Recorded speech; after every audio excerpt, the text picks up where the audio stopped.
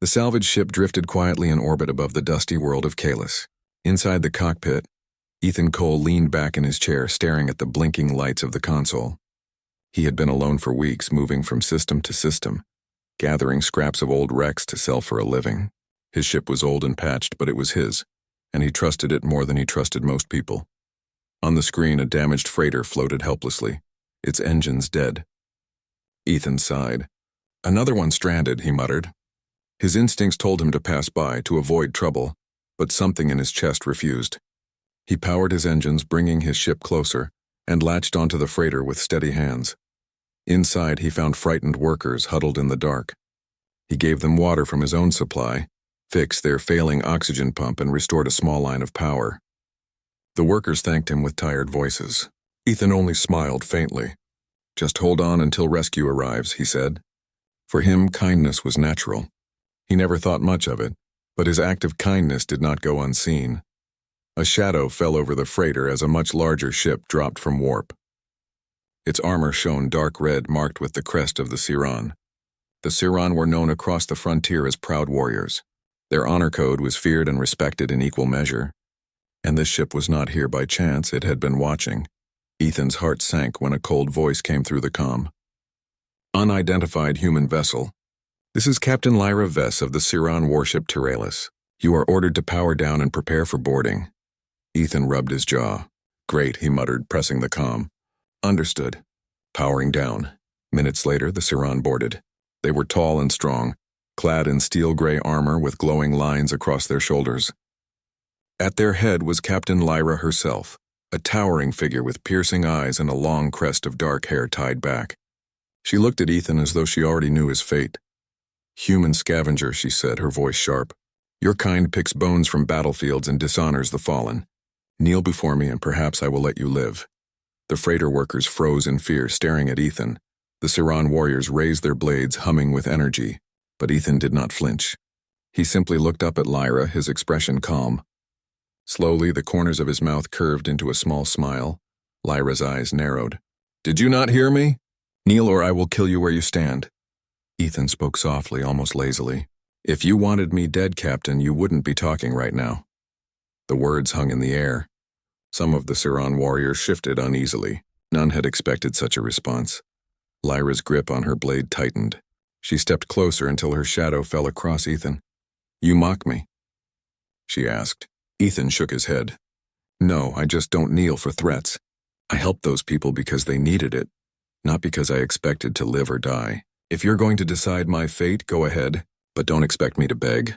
There was silence. The only sound was the hum of the freighter's weak systems. Lyra studied him, her anger wrestling with curiosity. Most creatures trembled at her voice, but this human only smiled, calm as a still lake. Finally, she gestured. "Search him." Two warriors moved quickly, scanning Ethan and checking his tools. They found nothing but a few scrap devices and a locket around his neck. One warrior opened the locket and saw the faded picture of an old Earth landscape. Ethan reached out carefully, took it back, and closed it with quiet dignity. "Nothing illegal, Captain," the warrior said. Lyra's frown deepened. She hated uncertainty, but something in Ethan unsettled her more than guilt or crime could. She turned sharply. "Bind him. He will be sent to Kalis Outpost for trial." The Siran pulled Ethan's hands behind his back and bound him with energy cuffs. Yet even as they pushed him toward the transport, he did not lose that faint smile. It was not arrogance. It was something steadier. Confidence born from within. On the Tyralis, Ethan was locked in a holding cell. Hours passed. He could hear the distant clang of boots on metal and the hum of the engines. Occasionally a guard would glance at him, puzzled at his calmness. Instead of fear, Ethan tinkered with scraps in the cell, fashioning small shapes out of metal as if the bars around him did not matter. Then something unexpected happened. During a systems check, one of the younger Siran guards dropped his comm device. The screen cracked, wires exposed. The guard cursed softly, knowing he would be punished for such carelessness. Ethan leaned forward. "Pass it here," he said. The guard frowned. "You think I'll trust a human?" Ethan shrugged. "Suit yourself. But it looks like a quick fix to me. Wouldn't want your captain to see it broken, right?" The guard hesitated, then slid the device across the floor. Ethan worked with steady fingers, reattaching a wire with a sliver of scrap and adjusting the cracked casing. In less than 2 minutes, the comm blinked back to life. He slid it back. The guard stared in shock. How? Not hard, Ethan replied. Most tech speaks the same language if you listen. The guard left quickly, shaken. Word of the repair reached Lyra soon after. She stood outside Ethan's cell, arms crossed, watching him sit with the same faint smile. For reasons she could not name, the image stayed in her mind. By the time the Tyrallis reached Kalis outpost, Lyra had made her decision. She would let the council judge him, but she would not strike him down herself. Something about this human was different. The outpost was a crowded hub, full of merchants, guards, and drifters. Ethan was escorted to the tribunal chamber. As the officials prepared to question him, the alarm suddenly wailed. A voice cried out over the comm, "Raiders incoming! All forces to defense stations." The ground shook as explosions rocked the outpost. Sirens blared. Siran warriors rushed to defend the walls. Lyra drew her blade and shouted orders. The tribunal scattered in panic. Inside the chamber, Ethan was still bound, sitting calmly as smoke drifted through broken vents. He looked up at Lyra as chaos unfolded. "Looks like your real problem just arrived," he said. For the first time, Lyra hesitated. The choice before her was clear. Abandon the prisoners and focus on defense, or trust the human who never stopped smiling. The outpost shook again as another explosion struck its outer wall. Dust fell from the ceiling of the tribunal chamber. The Siran guards rushed to their positions, leaving Ethan still bound in the corner. Captain Lyra Vest stood firm, blade in hand, scanning the chaos. She was torn between duty and caution.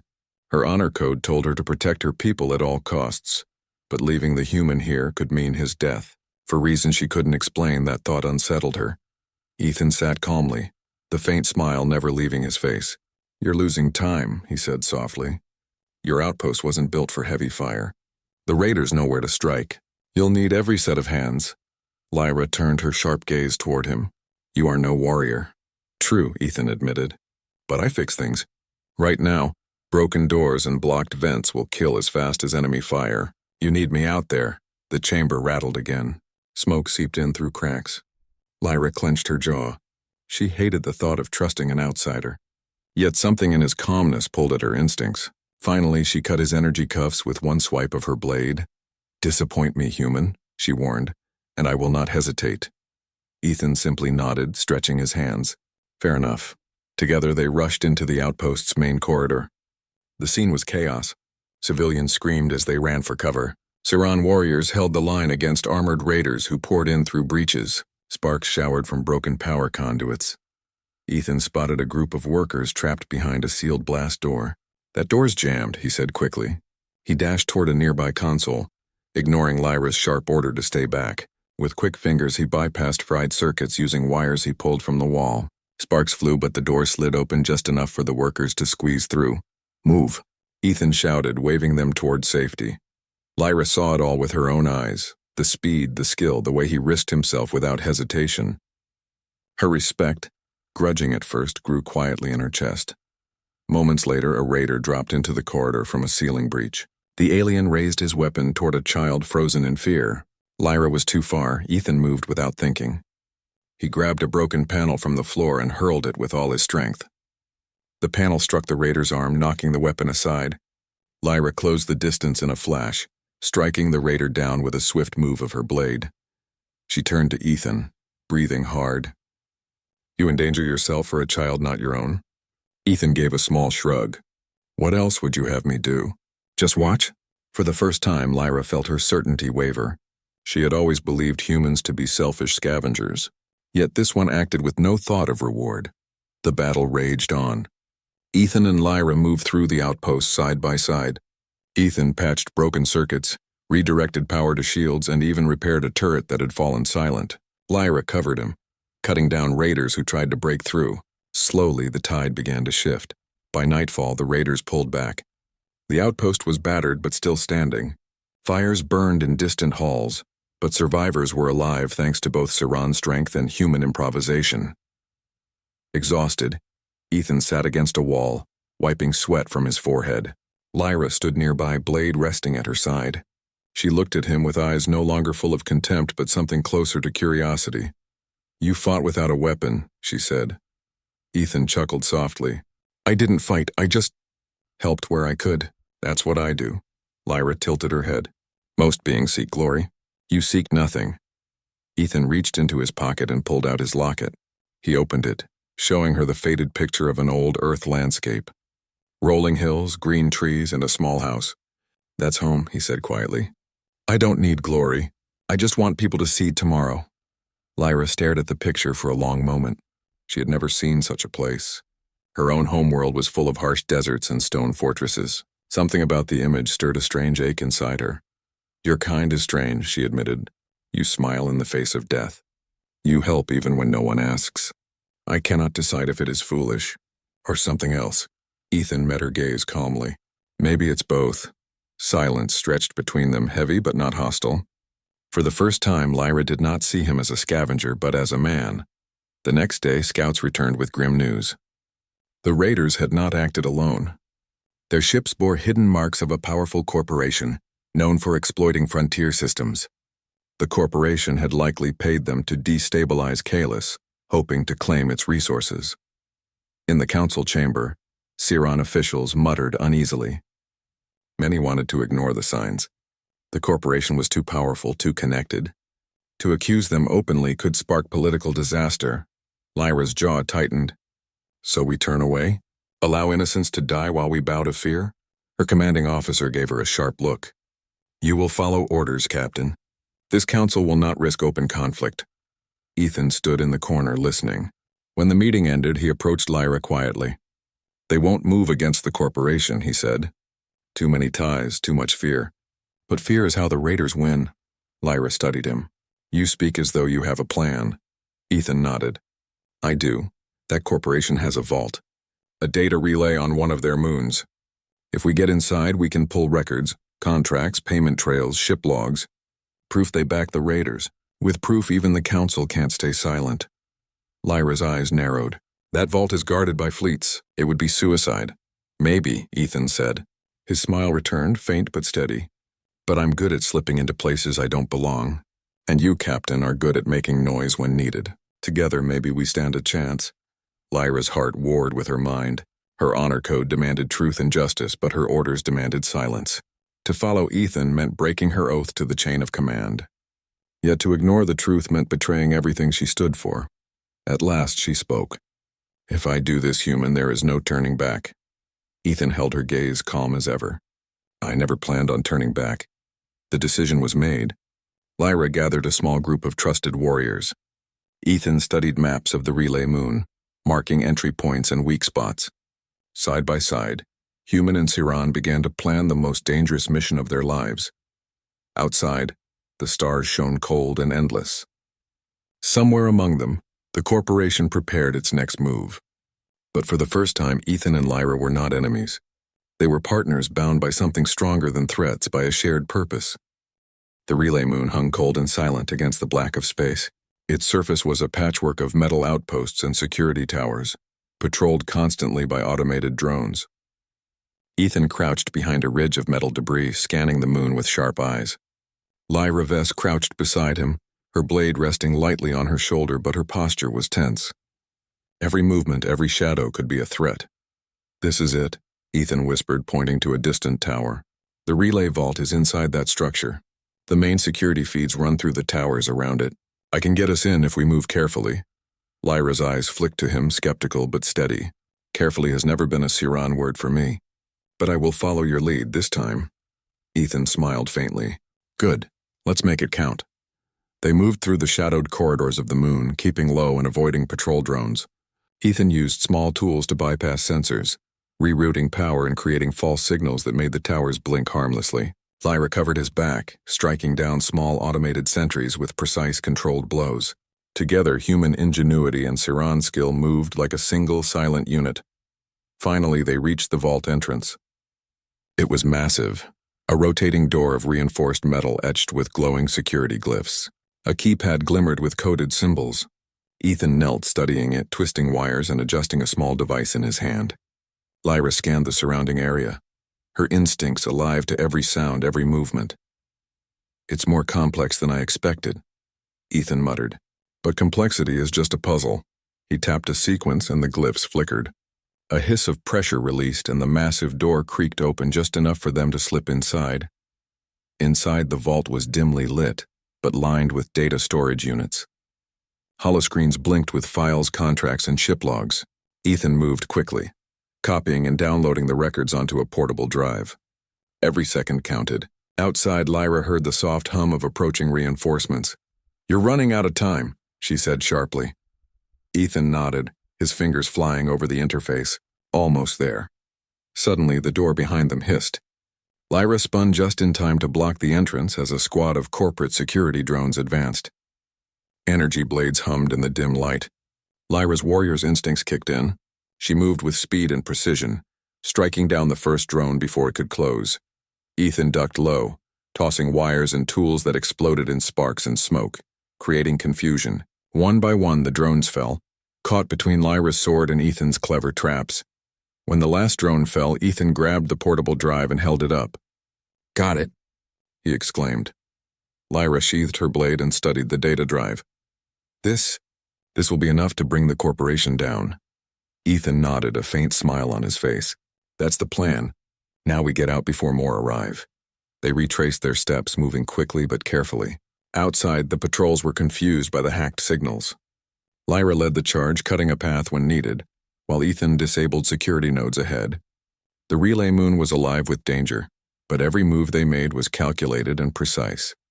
As they reached the ridge where they had entered, a massive Siran cruiser appeared on the horizon, Lyra's own people, responding to the raid signals triggered by Ethan's earlier hacks. With the reinforcements, the threat of capture faded. Ethan looked at Lyra. "We made it." Lyra's expression was unreadable for a moment, then a faint smile appeared. "Yes, but this is only the beginning. The Council must see these files." Back at Kalis Outpost, the files were broadcast to the Council and the wider frontier. The evidence was undeniable. The corporation had paid raiders, bribed officials, and attempted to hide the truth. Panic spread through the corridors of power. The Council could not ignore the proof. Lyra stood before the Council, Ethan at her side. She spoke clearly, her voice firm and proud. "These records show the corporation's illegal actions. Ignoring them would allow innocent lives to continue being at risk. I ask you to act with justice, not fear." The Council debated fiercely, but public broadcasts from the outpost and witnesses from the frontier forced their hand. The corporation was sanctioned, corrupt officials removed, and the raiders were captured or disbanded. Justice had prevailed. When the council meeting ended, Lyra and Ethan walked outside. The stars shone bright over Kalis, reflecting off the damaged but resilient surface of the outpost. Civilians and workers moved freely, rebuilding and repairing, no longer hiding in fear. Lyra glanced at Ethan. "You could have left," she said. "You did not have to risk yourself for this world." Ethan shrugged, his calm smile never fading. "I could have, but someone had to help, and someone had to make sure the truth came out. Humans. We like to see things righted when we can." Lyra studied him. "You never asked for glory. You never asked for reward." "No," Ethan said. "I just wanted to help. That's enough for me." For the first time, Lyra saw humans differently. They were clever, resilient, and brave in ways that defied expectation. This one human, alone against impossible odds, had shown her that courage could take many forms, sometimes quiet, sometimes clever, and sometimes unshakably calm. Weeks later, Kalis Outpost was fully restored. Ethan had declined an official position with the Siran, but agreed to act as a liaison between humans and their warriors, helping to prevent future conflicts. Lyra, once a strict enforcer of rules and fear, now respected human ingenuity and bravery. On the shore of Kalis, where the twin suns reflected on shallow water, Lyra and Ethan watched small ships pass by. Traders, civilians, and workers moved freely, rebuilding trust and community. Lyra's warrior gaze softened as she glanced at the human standing beside her. "You saved more than just this outpost," she said quietly. Ethan smiled. "I just did what anyone would if they could. But I suppose humans can surprise others sometimes." Lyra nodded, a rare smile forming. "Yes, sometimes they do." The frontier was still wild and full of challenges, but for the first time the people of Kalis saw humans not as scavengers or intruders, but as allies, clever and courageous. Ethan's calm smile had done more than survive threats. It had earned trust, respect, and a place among the stars. And somewhere deep inside Lyra, a thought lingered, quiet but persistent. Maybe humans were stronger than anyone had believed. Not in brute force, but in courage, ingenuity, and the quiet determination to stand tall when all seemed lost.